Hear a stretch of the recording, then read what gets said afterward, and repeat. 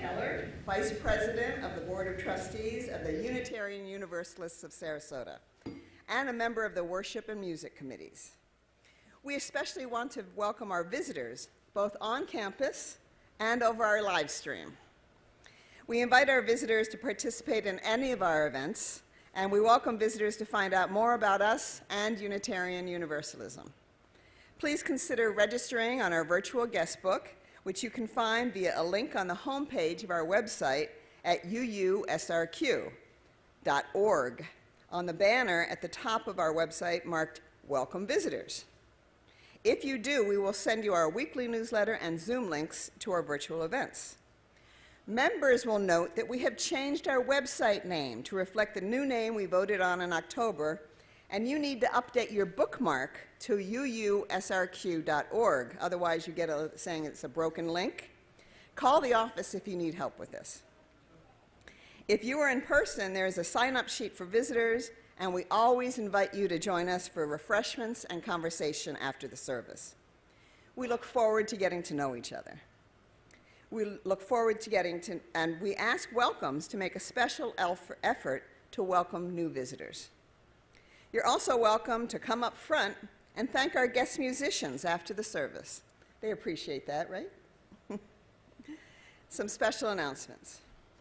Part of the job of being vice president of our board is leadership development, and I want to invite anyone and everyone who's interested in becoming a leader here at UUs of Sarasota to join us this coming Saturday, June 8th from 9 to 12, to hear what our committee chairs and other leaders are up to this year.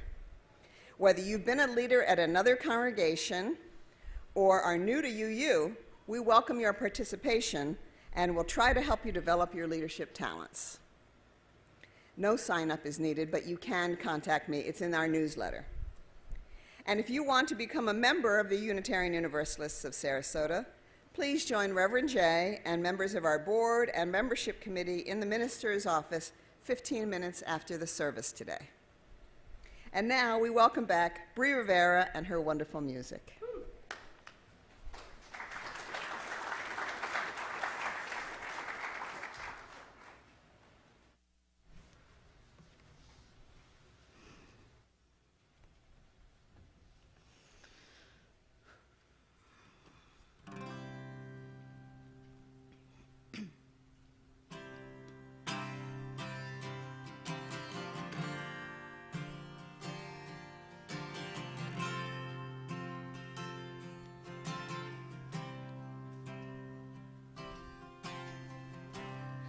You're feeling nervous, aren't you, boy? with your quiet voice and impeccable style. Don't ever let them steal your joy and your gentle ways to keep him from running wild. They can kick that in your face, dress you down, and tell you that your place is in the middle when they hate the way you shine. I see you tugging on your shirt, trying to hide inside of it and hide how much it hurts. Let them laugh while they can. Let them spin. Let them scatter in the wind. I have been to the movies. I have seen how it ends. And the joke's on them.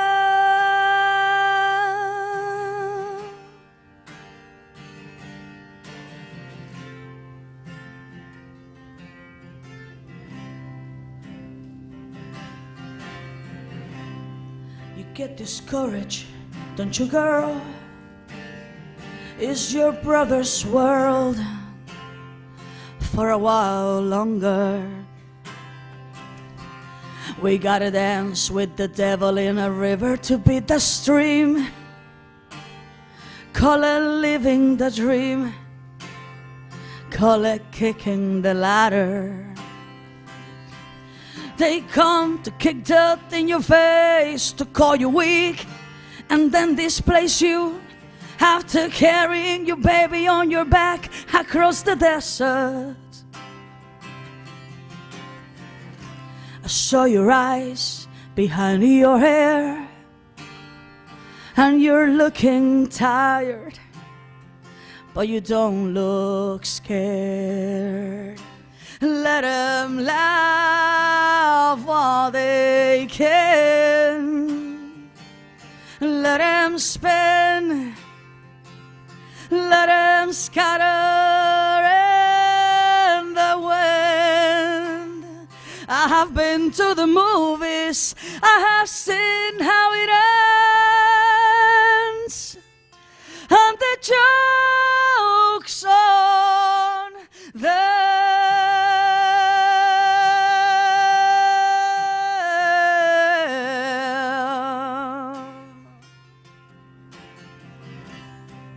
Oh, let them laugh while they can.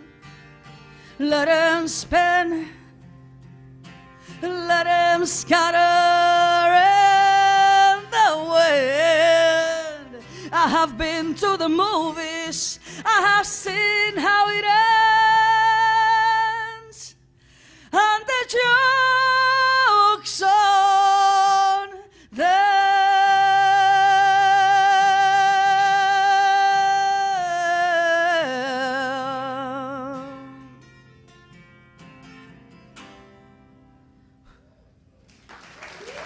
Thank you.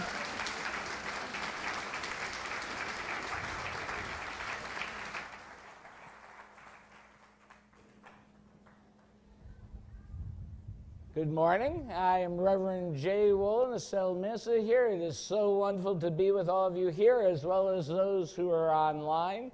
I am glad as well that my computer recognized my face so that I can now go on. Our opening reading is from the proposed Article 2 value entitled Pluralism. And it states, "We celebrate that we are all sacred beings, diverse in culture, experience, and theology.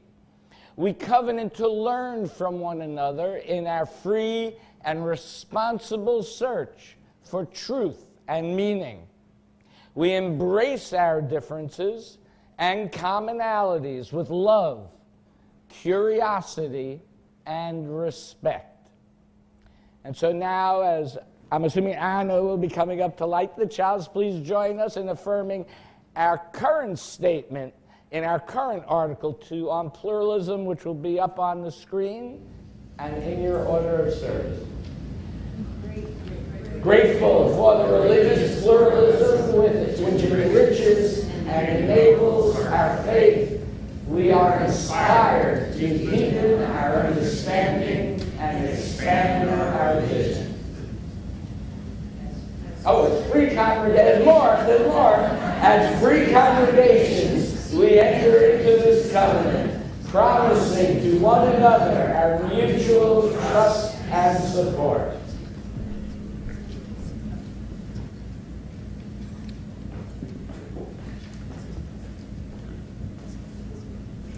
Good morning, everyone. Good morning. So wonderful to see all of you.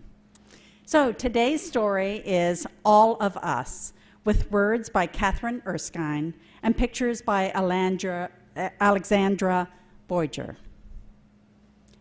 Me can become we, and you can come too.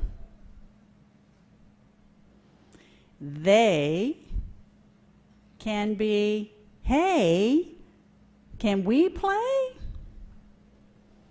Hearts can unite, hands can set free, words can be heard, we can all be.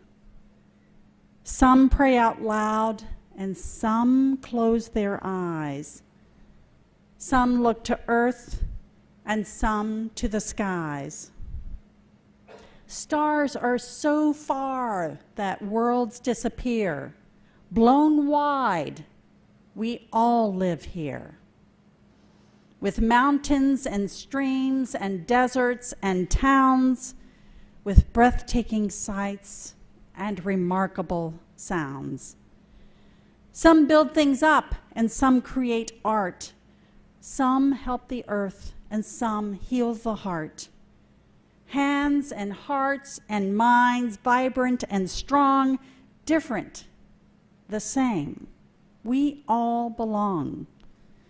All kinds of kids, thoughtful and free, sometimes in groups, and sometimes just me. So we, or our ancestors, have all come here from different places on this big earth, speaking different languages, with different religions, with different cultural practices. We have different skills that we bring to this community, healing hearts and creator of arts, and so many more. Sometimes these differences cause friction or fear, but our children know. They know that we are all on this journey together, on this beautiful world of breathtaking sights and remarkable sounds, accepting each other and the path each person creates for themselves. They know until they are taught otherwise. May we as adults remember this truth and show our children we have not forgotten. So now I invite any children or youth to join me in the West Wing for game day, starting with a challenging community building game good for all ages. And if you're new here, no worries. I will show you the way. Just come with me. Thank you.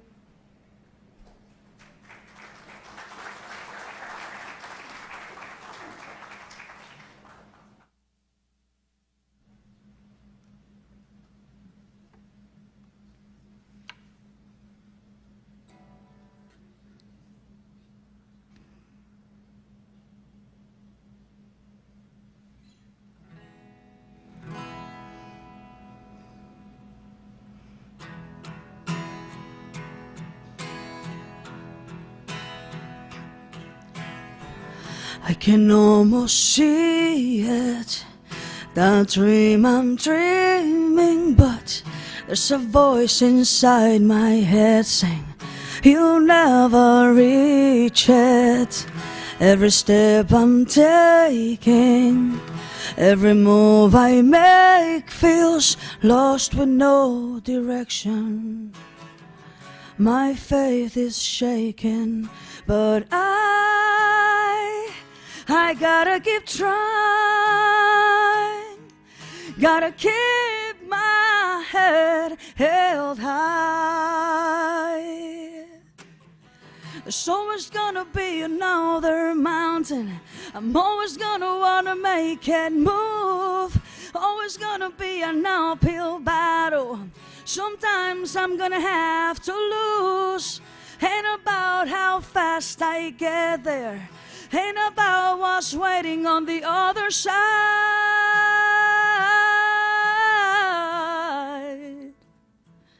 It's the climb.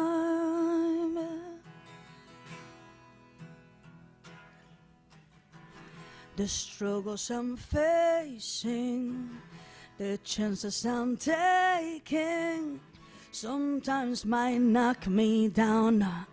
No, I'm not breaking. I may not know it, but these are the moments that I'm gonna remember most. Yeah, just gotta keep going, and I gotta be strong. Just keep pushing on. There's always gonna be another mountain. I'm always gonna wanna make it move. Always gonna be an uphill battle. Sometimes I'm gonna have to lose. Ain't about how fast I get there. Ain't about what's waiting on the other side.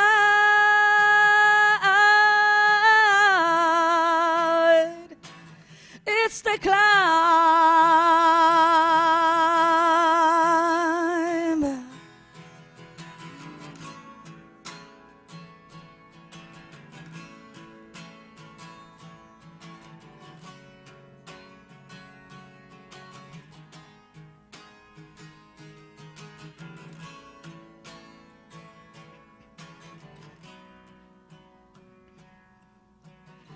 There's always gonna be another mountain.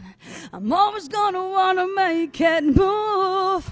Always gonna be an uphill battle. Sometimes I'm gonna have to lose. Ain't about how fast I get there. Ain't about what's waiting on the other side.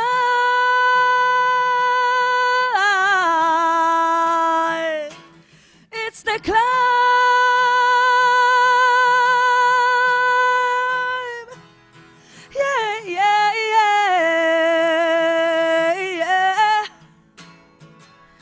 Keep on moving, keep climbing, keep the faith, baby. It's all about the climb. Keep the faith, keep the faith. Whoa.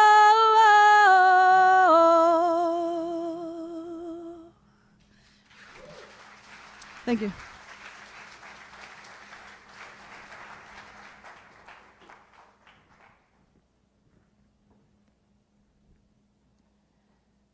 Our centering in words today are from Ursula Le Guin. Storytelling and telling multiple kinds of stories is dangerous to those who profit from the way things are, because it has the power to show that the way things are is not permanent, not universal, not necessary. We will not know our own injustice if we cannot imagine justice. We will not be free if we do not imagine freedom. Who has not had a chance to imagine? We cannot demand that anyone try to attain justice and freedom who has not had a chance to imagine them as attainable. As we go now into this time of silence, I invite you to imagine what a world would be like if there were justice and freedom for all people.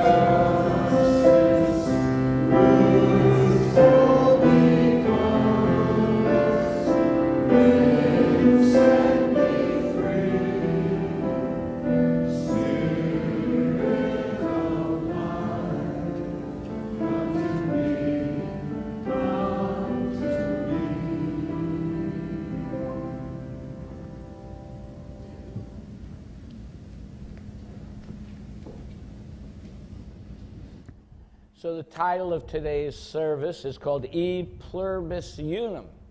It is Latin for out of many one. Until 1956, it was the unofficial motto of the United States. And if you look at the picture here, you'll see on the seal, the American seal, which is on, you'll see later, one in the $5 bill. It's holding, and it has, you can't really see well, it has E Pluribus Unum on the ribbon in its mouth, and it's holding an olive branch and arrows, right? Peace and war. And I think that tells you all you need to know about our country. It is on the $1 and $5 bill. I can find no record of it on higher denominations currently. And I think that in and of itself is an interesting metaphor. Metaphorically saying that pluralism is okay for lower denominations, but not necessarily for higher denominations. And as I will point out as we go on, this is endemic in our culture. The concept of out of many one is an ideal that despite all of our differences, we can come together as a people. This is a concept that many have of pluralism. So first, I'm going to say that the issue of pluralism is hard, right? Whether in our country or even here at the UUs of Sarasota. And it takes intention and it takes work. Now, growing up in the Bronx in New York City, I was able to encounter many cultures. Everyone was able to, but not everybody did. It was surprisingly easy, as I would say it probably is here as well, to stay within one's own enclave or cocoon and never venture forth into the world that is different than ours. Unitarian Universalism holds the promise and opportunity to create a model for such engagement. Now, growing up in New York City, every month, and I mean every month, there were multiple parades and events that highlighted a specific ethnicity or identity. These events were free to attend, enjoy, and learn from. To name just a few, there's a Chinese New Year celebration in Chinatown, the Martin Luther King Day Parade in Harlem, the San Gennaro Festival in Little Italy, which had great food, St. Patrick's Day Parade, which had a lot of drinking, Greek Parade, Cuban Parade, the Philippine Independence Day Parade, Pride Parade, West Indian Day Parade, Korean Day Parade, and so on and so on and so on. It was great. And it was free. It was a good thing to take your kid to. And you know, one is able to experience how each culture expresses themselves in ways that are meaningful to that culture. And there is no question that did impact my view of the world. And then there were, of course, some parades that somewhat crossed cultural boundaries where people from all backgrounds could participate. The most famous one is Macy's Thanksgiving Day Parade. The most creative parade was the Halloween Parade in Greenwich Village. And there actually is a mermaid parade in Coney Island in Brooklyn. I could not make something like that up. Mermaids of the world, unite! I liked Splash. I don't know if anybody saw the movie Splash. I love that movie. We do not just, though, I want to be clear, though, just experiencing a parade is not pluralism, right? We do not just want to encounter other cultures. We want to embrace them. We want to welcome them. We want them to feel welcome here. And I know, we've often heard the phrase used about America that we are a melting pot, the combining of cultures to come together. And there's a lot of resistance to that phrase because it connotates the elimination of our own unique particular culture to fit into a larger culture. And I think the concept of the melting pot is a little bit of a misnomer, though. Thinking of ourselves as a melting pot is a little bit of nostalgia, such as when I hear the phrase, the way things used to be, or in the good old days, or even, as I've gotten older, I've caught myself saying now again, when I was younger, we used to do it this way, But things change. Right? And if we go back to the founding of our country, our stated pluralistic intentions were clear. The Declaration of Independence states, and I quote, "We hold these truths to be self-evident, that all men are created equal, that they are endowed by their Creator with certain unalienable rights, that among these are life, liberty, and the pursuit of happiness," end quote. And though the line speaks to a certain ideal of pluralism, its use of the word men is a reminder that this was not meant as inclusive and thus not pluralistic. It was in reality focused on land-owning white men, not women, not African American slaves who at that time were considered property and only 3/5 of a person for taxation. Over time and after many deaths, this country has and is still slowly changing to bring that ideal of life, liberty, and the pursuit of happiness to all people. It is still an ongoing aspiration, but we are not there yet. In most cases, when we speak of the melting pot, we are speaking of people blending into or melting into a white Eurocentric culture as the norm. And this is true with religion as well as with culture. Although many of the founders of our country were deists, meaning they believed God was a passive force in the universe, we have for a good part of our history been a Protestant-focused country. There has always been a resistance to change by those in power, and often centered around immigration. We often don't focus on the fact that that one of the articles of complaint against Britain's King George in the Declaration of Independence was his limits on immigration to America. This is part of our founding, complaining about limiting immigration to America. And it states, and I quote the Declaration of Independence, "He," meaning the king, "has endeavored to prevent the population of these states for that purpose obstructing the laws for naturalization of foreigners," end quote. The king was afraid that if the colonies grew, they would become independent and he would lose control. And we have continued to have resistance throughout the history of this country. We have seen with anti-Catholicism, anti-Semitism, racism, and of course nativism, we see rising up time and again, including in our current times, whenever we have a wave of immigration. That is always the fear of those in power, losing control, because true pluralism means participation by those in the minority and helping set the agenda for our culture, and as well, I would say, for our religion. And the fear that those in the minority will become the majority.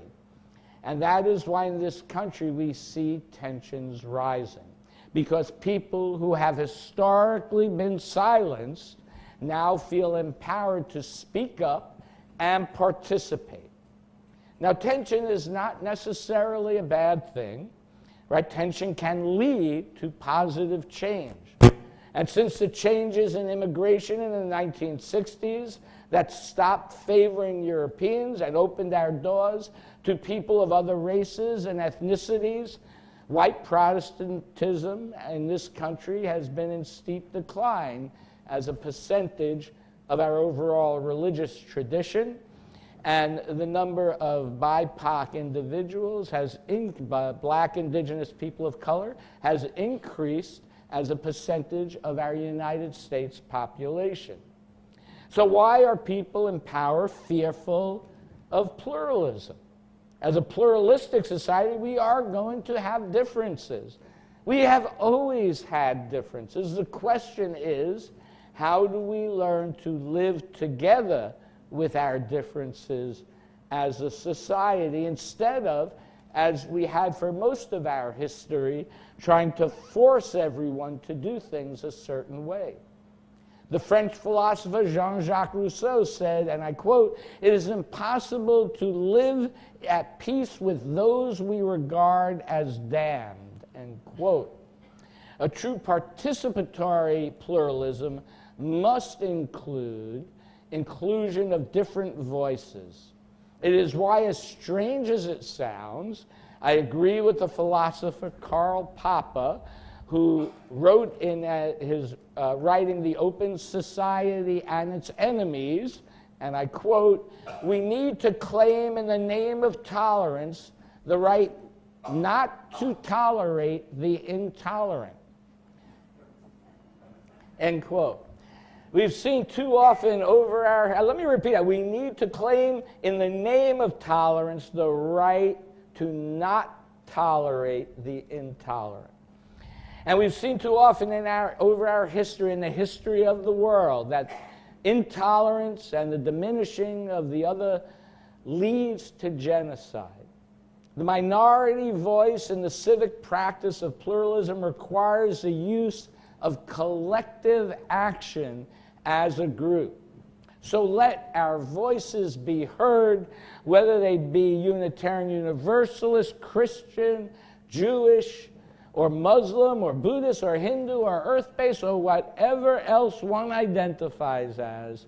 Let all voices of goodwill come together and be heard throughout this large land.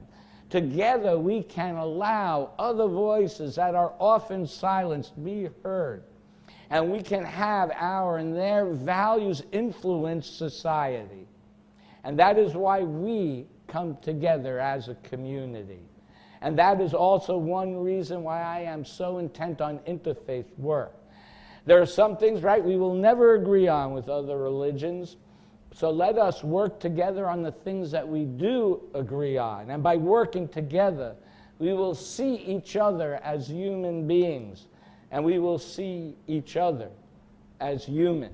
And if we can be open to seeing others suffering, then we can learn to have compassion for each other.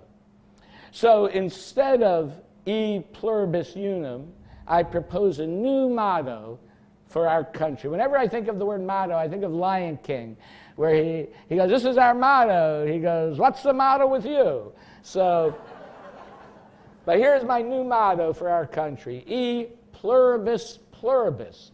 Out of many, many.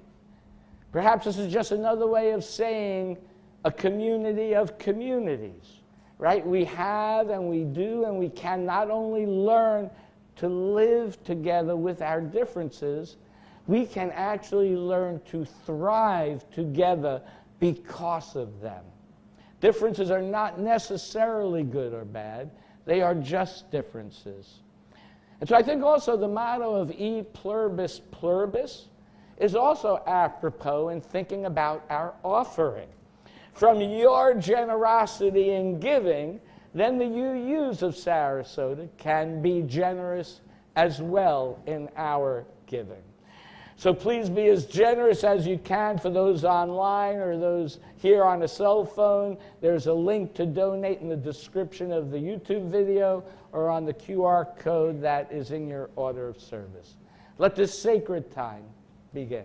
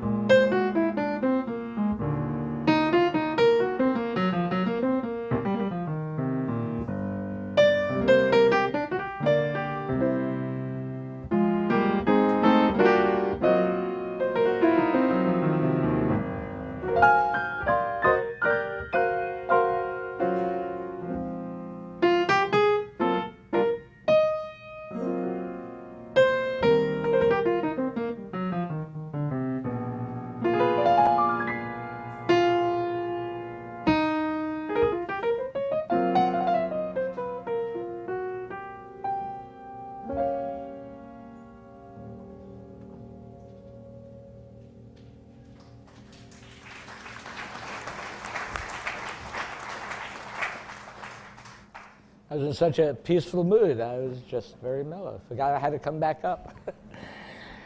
Our next reading is from Reverend Marjoram Bowens Wheatley, Why We Should Intentionally Work for Diversity.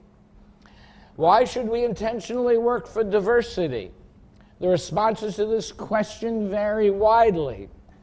Of course, hard demographic realities suggest much, but for me, beyond any demographic or sociological justification, there is a theological imperative. Affirming the inherent worth and dignity of every human being, for me, means working to create places of worship where all who subscribe to the liberal approach to religion can not only feel welcome, but enter into worship settings that reflect the diverse cultural realities of we, the people. Congregations that reflect the pluralism of our society are one step in beginning to transcend the social boundaries that divide us from each other and from all that is, which some of us would call God. The task ahead is an arduous one.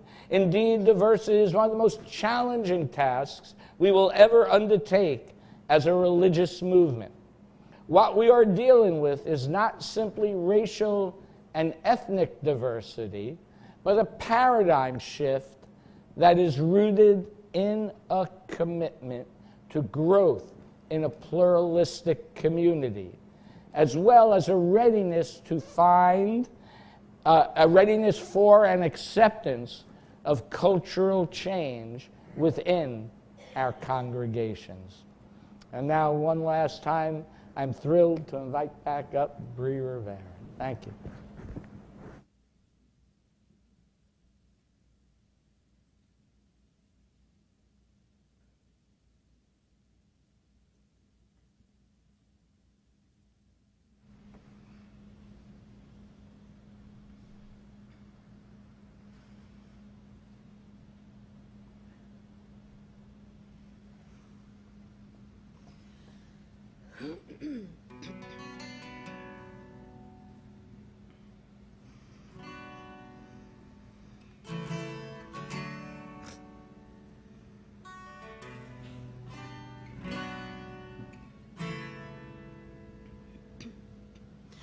I'm not a stranger to the dark.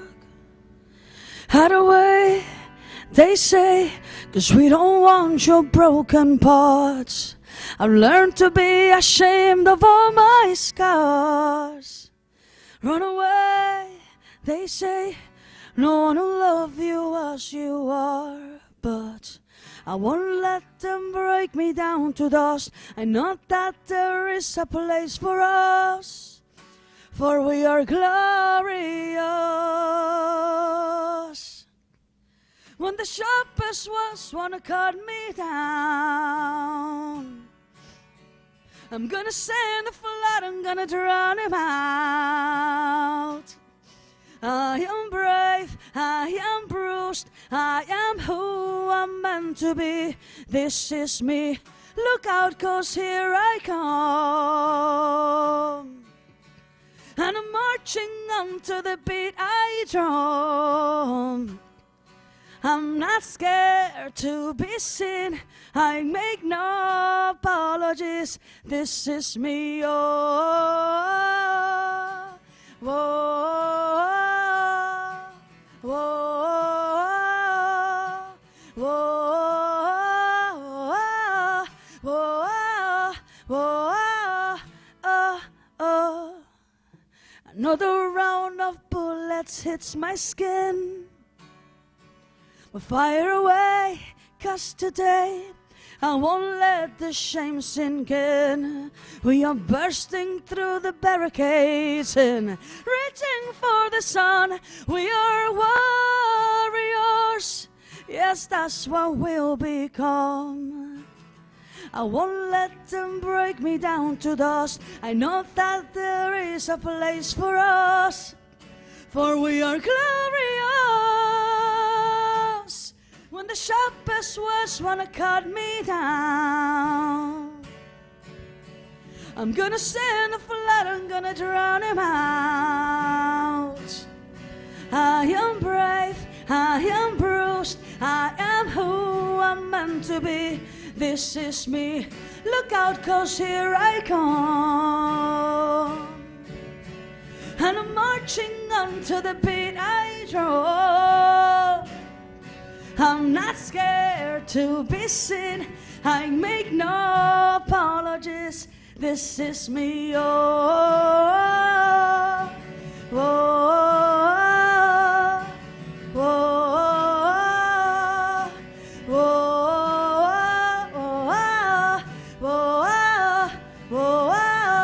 oh, oh, this is. And I know that I deserve your love, 'cause there's nothing I'm not worthy of.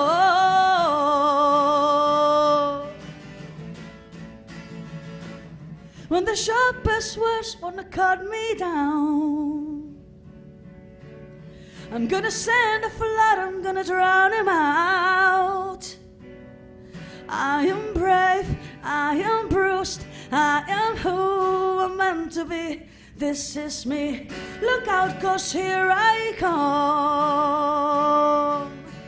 And I'm marching on to the beat I draw. I'm not scared to be seen, I make no apologies. This is me, oh, oh, oh, oh, oh, oh, oh, oh, this is me.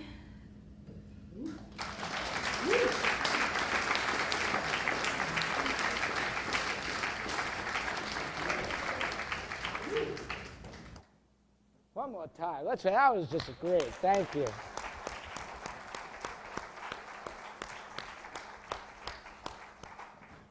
So appreciative to have your talents here. So I'm going to start my second reflection with a reading, The Elephant in the Dark by Rumi, as translated by Coleman Banks. Some Hindus have an elephant to show. No one here has ever seen an elephant. They bring it in at night to a dark room. One by one, we go in the dark and come out, saying how we experience the animal. One of us happens to touch the trunk, a water pipe of some kind of creature. Another the ear, a very strong, always moving back and forth fan animal. Another the leg. I find it still, like a column of a temple. Another touches the curved back, a leathery throne. Another, the cleverest, feels the tusk, a rounded sword made of porcelain. He's proud of his description. Each of us touches one place and understands the whole in that way. The palm and the fingers feeling in the dark are how the senses explore the reality of the elephant. If each of us holds a candle there, and if we went in together, we could see it, end quote. Now, I've often used the phrase, many paths, one mountain, in talking about religion. I first heard this concept from a book by Houston Smith entitled The World Religions, when he wrote, and I quote, "It is possible to climb life's mountains from any side, but when the top is reached, the trails converge. At the base, in the foothills of theology, ritual, and organizational structure, the religions are distinct. Differences in culture, history, geography, and collective temperament all make for diverse starting points. But beyond those differences, the same goal beckons," end quote. Now, it is true there are commonalities among religions.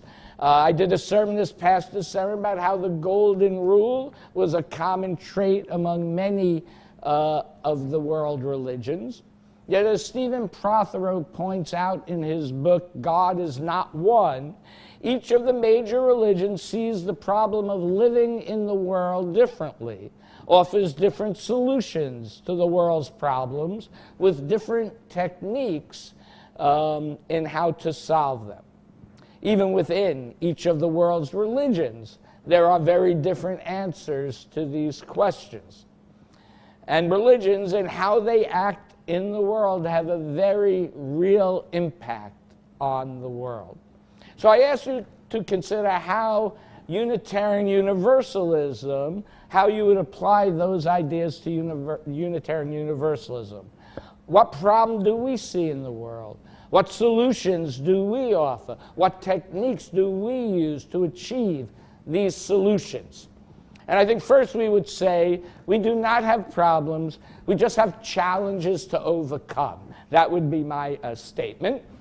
I would answer that our challenge to overcome is our, where did I go with that?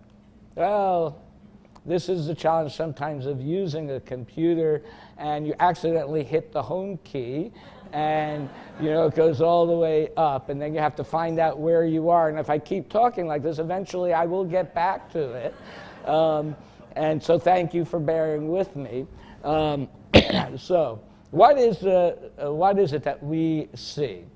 So I would say the challenge to overcome for Unitarian Universalists we see is our estrangement from each other and others in the world, as well as our estrangement from the planet itself. Our solution is creating the beloved community, and our technique is exploring the big questions in life and putting the answers we find into action in this world and in our lives. As we stated earlier, our UUA bylaws, after recognizing the multiple sources of wisdom that inform us, our living tradition states, and I'll repeat it, grateful for the religious pluralism which enriches and enables our faith, we are inspired to deepen our understanding and expand our vision. Pluralism for us is not just accepting that others believe differently from us, but to deepen our understanding of those differences and to learn from each other's experiences. We each come from unique backgrounds and circumstances.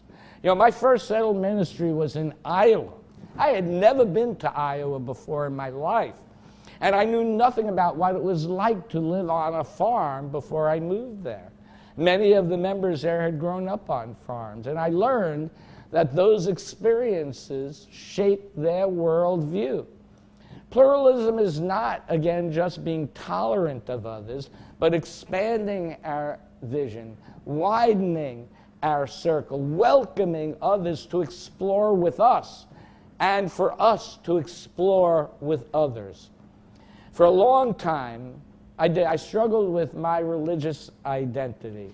Growing up Jewish was not just a religious practice, but a culture. And I still value the many ethical teachings of my birth religion.